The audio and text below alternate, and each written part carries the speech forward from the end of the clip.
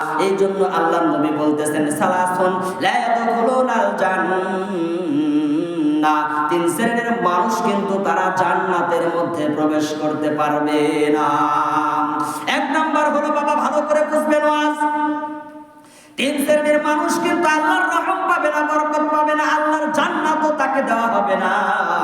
এক নাম্বার হলো হাক্কুল ওয়ালিদাইন অথবা হুকুকুল ওয়ালিদাইন।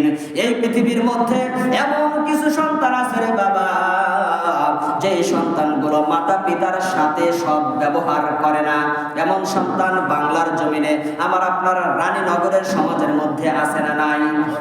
অসংখ্য অগণিত সন্তান আছে রে বাবা, যে সন্তানগুলো মা বাবার সাথে অসৎ আচরণ করে, মা বাবাকে কষ্ট দেয়, মা বাবাকে নানাভাবে অত্যাচার অবিচার করে। সমাজের মধ্যে এমন সন্তান আছে না নাই? এই বাংলার জমিনে এমন সন্তান আছে, যে সন্তান একটা মোটর বাইকের জন্য, একটা স্ক্রিন টাচ ফোনের জন্য কিন্তু মা বাবার গলায় কিন্তু ছুরি ধরেছে। এমন সন্তান বাংলার জমিনে আছে না নাই বাবা? সন্তানের আশা পূরণ করার না করার কারণে মা বাবাকেও কিন্তু হত্যা করে তারা জেলের মধ্যে আবদ্ধ আছে। কথা বলেন ঠিক কিনা? এই জন্য বন্ধুগণ আমার ভাইয়েরা, আবার আল্লাহর নবী সাল্লাল্লাহু আলাইহি ওয়াসাল্লাম হাদিসের মধ্যে বলে দিলেন সালাসাতুল লা ইয়াদখুলুনাল জান্নাহ। ও আমার উম্মতেরা, একটু ভালো করে বুঝে নাও, তিন শ্রেণীর উম্মত কিন্তু, তিন শ্রেণীর মানুষ কিন্তু আল্লাহর জান্নাত পাবে না। তাদের মধ্যে তুমি গণ্য আছো কিনা একটু ভালো করে খুঁজে দেখো, একটু ভালো করে তালাশ করে দেখো, তাদের মধ্যেও তুমি অন্তর্ভুক্ত আছো নাকি বাবা? ঠিক তেমনি ভাবে আমি নিজেকেও প্রশ্ন করি, আপনারা নিজেদেরকে প্রশ্ন করেন, আপনারা ওই তিন গুণের মধ্যে আছেন কিনা? এক নাম্বার হলো হুকুকুল ওয়ালিদাইন, হাক্কুল ওয়ালিদাইন, হুকুকুল ওয়ালিদাইন। যেই সন্তানগুলো সমাজের মধ্যে জীবদ্দশায় মাতা পিতার সাথে অসৎ আচরণ করবে, মাতা পিতাকে অত্যাচার অবিচার করবে, ওই সন্তানগুলো জান্নাত তো দূরের কথা, আমার আল্লাহ তাআলার জান্নাতের সুঘ্রাণ পর্যন্ত তাদেরকে দেওয়া হবে না। এরকম সন্তান নাই বাবা? হ্যাঁ, যে সন্তানগুলো মা বাবার সাথে অসৎ আচরণ করে, আল্লাহর নবী বলতেছেন যে মাতা পিতার উপর, মাতা পিতা যেই সন্তানের উপর সন্তুষ্টি থাকবে, ওই সন্তানের উপর স্বয়ং আল্লাহ তাআলা সন্তুষ্টি থাকবে। আর যেই সন্তানের উপর আমার আল্লাহ তাআলা সন্তুষ্টি থাকবে, ওই সন্তানের উপর আল্লাহর পক্ষ থেকে জান্নাতটাকে ওয়াজিব করে দেওয়া হয়। কথা বলেন ঠিক কিনা?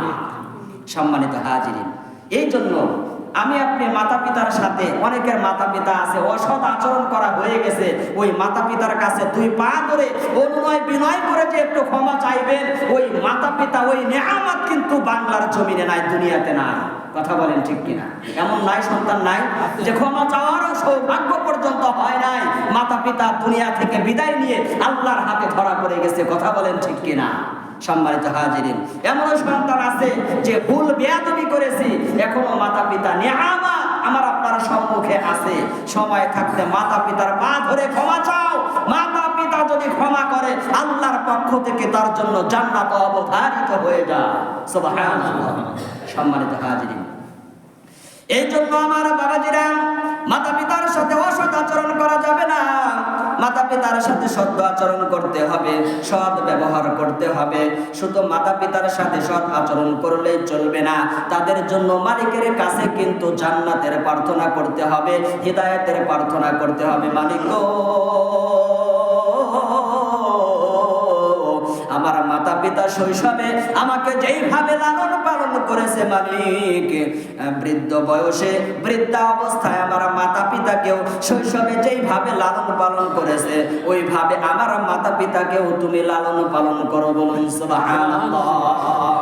আল্লাহ পাক রব্বুল আলামিন পবিত্র কোরআনুল কারীমের মধ্যে সেই বিষয়টা আমাকে আপনাকে অবগত করে দিয়েছেন, রাব্বির হামহুমা কামা রাব্বায়ানি সগীরা। সকলেই বলুন রাব্বির হামহুমা কামা রাব্বায়ানি সগীরা। ও বন্ধুগণ আমার ভাইরা, সন্তান মাতা পিতা জীবিত থাকুক অথবা কবরস্থ হয়ে হয়ে যাক, যদি কোনো সন্তান এই দোয়া জীবিত অথবা মৃত মাতা পিতার জন্য করতে পারে, অন্তর থেকে করতে পারে, সন্তান যদি নেককার হয়, সন্তান যদি ভালো সন্তান হয়, ওই সন্তান দোয়া করতে দেরি, আমার মালিকের দরবারে পৌঁছাতে কিন্তু কিঞ্চিত লেট হয় না। কথা বলেন ঠিক কিনা? এই জন্য যাদের মাতা পিতা কবরস্থ হয়ে গেছে বাবা, ওই সমস্ত সন্তানদের আমি অনুরোধ করে বলবো, রে বাবা, দুনিয়ার মধ্যে যেই সমস্ত মাতা পিতা বিপদগ্রস্ত হয়ে আসে, ওই সন্তান মাতা পিতাকে বিপদ থেকে উদ্ধার করতে পারে, হাসপাতালে নিতে পারে, একটা জিনিস খাইতে চাইলে কিন্তু সন্তান এনে দিতে পারে। কথা বলেন ঠিক কিনা? দুনিয়ার মধ্যে যত বালা মুসিবত বিপদ আসুক না কেন, সন্তান হোক অথবা পাড়া প্রতিবেশী হোক, তারা কিন্তু কিঞ্চিত পরিমাণ হলে উদ্ধার করতে পারে। কিন্তু কঠিন মুহূর্তের মধ্যে এই সমস্ত সোনার মা বাবা গুলো কবরস্থ হয়ে গেছে, রে বাবা, জানি না কবরে আমার আপনার মা কিভাবে কোন অবস্থায় আসে,